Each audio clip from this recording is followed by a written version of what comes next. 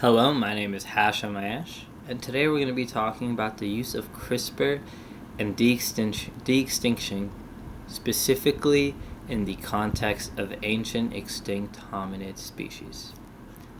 So, as far back as 300,000 years ago, scientists have discovered that up to 9 known hominid species were walking the planet, including Homo sapiens and Homo neanderthalensis, to name a few.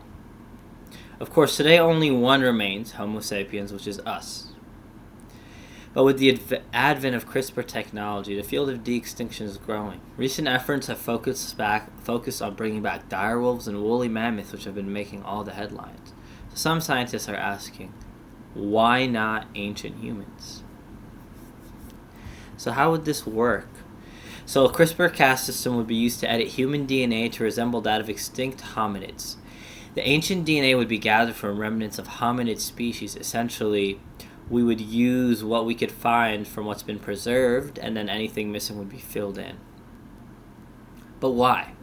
Now, this project is still theoretical. There's nobody talking about actually doing it. However, with the technology being readily available, the discussion about it being done, and if it should even be done, is ongoing.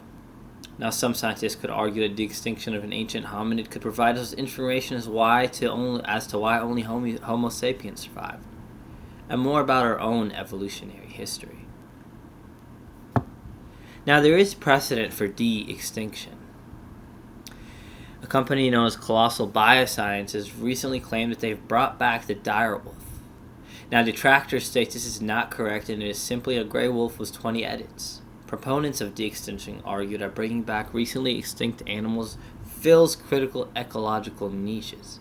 In the context of the dire wolf, the niche filled is an apex predator role in the Arctic taiga. There's also been focus on woolly mammoths, dodo birds, the Tasmanian tiger, amongst others.